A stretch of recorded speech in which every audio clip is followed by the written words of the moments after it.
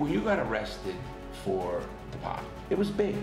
You went on a lam for 9 months. All of 9 months. Oh, hey, listen, you probably got laid a lot, you drank a lot, you had a lot of good times in that 9 months. I was off the chain. I hope you did. I was off the chain. Hey everybody, Larry Lawton here. I got a great video for you today. I have with me Randy Lanier, who is the author of Survival of the Fastest. Survival of the Fastest is a movie coming out about it, and it's on a Netflix series already. We'll talk about it in a minute, but make sure you check that out. Before we even get started, I want you also to check out our cigars.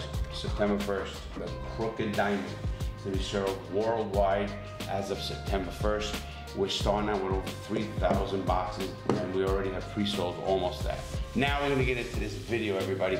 I have a video with Randy Lanier. Randy Lanier and I connect very easily because we've both been to the same place and we both have that criminal mind, if you want to call it. But it's not about the criminal mind, it's about, we care. We care about people, and we're going to get into that in a minute. Now, Randy Lanier, and I'm going to give you guys all a heads up on what he did. Randy Lanier, a major pot smuggler in the United States. He ended up doing a life sentence, and he ended up getting out after 27 years of some legal maneuvering, which is just great maneuvering. There's no rat in this man. And also this man was an Indy Car, literally superstar. Let's call it what it was. He was the Rookie of the Year of the Indy Circuit, is that correct? 1986. 1986, he was the Rookie of the Year. Just think of that. Well, Randy and I were talking, we went to lunch and we said we're gonna do a video and we're gonna talk about certain things. First of all, we're gonna talk about pot.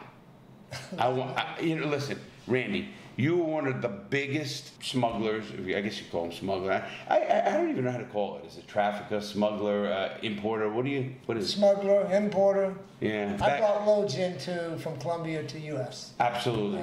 So Randy brought in mega loads of marijuana to the United States. Now listen to me. He gets a life sentence for a plant.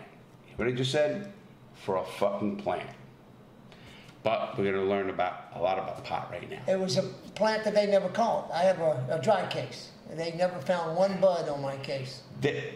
Our audience is not going to know. A dry case is, man, it's just, we call it the phantom weed, is what by saying somebody said something. It's called ghost dope.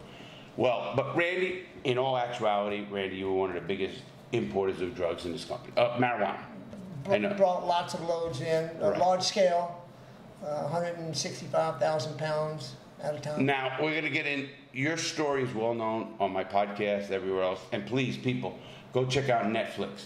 Go check out the series Bad Sport, and you go to check out episode 2. It's called The Need for Weed. You got to check it out. Trust me, it's a great thing. Hey. Randy, we're going to get into the pot end of it.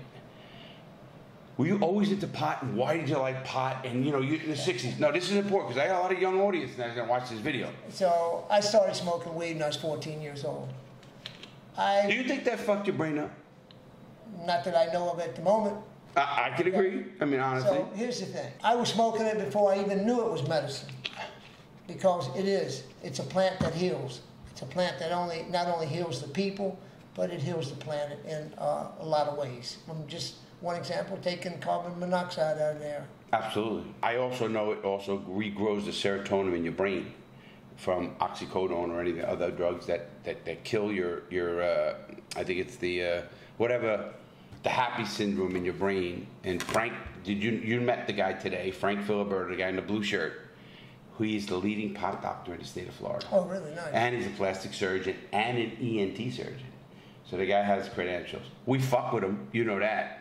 Nobody gets away with shit in that fucking table. Yeah. You saw that today. I love you, friends. We had a great time, and we really did. But I think one of the things about the plant of why it connects with everybody that smokes it, and some people don't maybe care about it, but a majority of the people that do, we have receptors in our bodies that are called the cannabinoid receptors.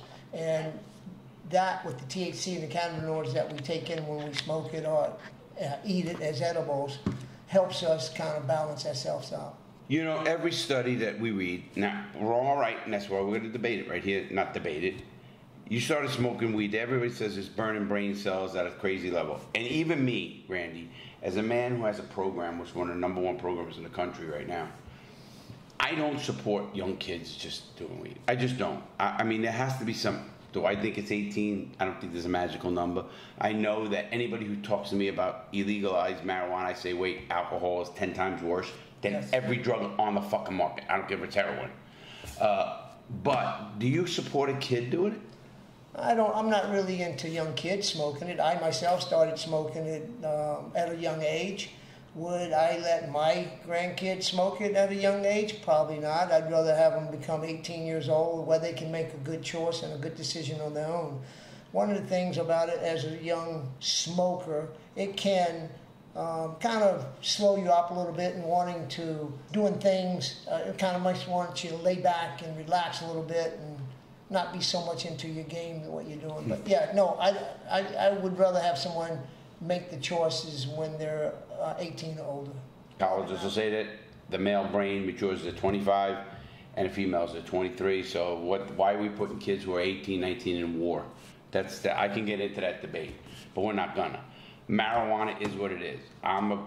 Obviously, I don't support making a choice of drugs that you might not understand the consequences, because I got pretty fucked up as a kid. Not that listen, it all happens for reasons. You're here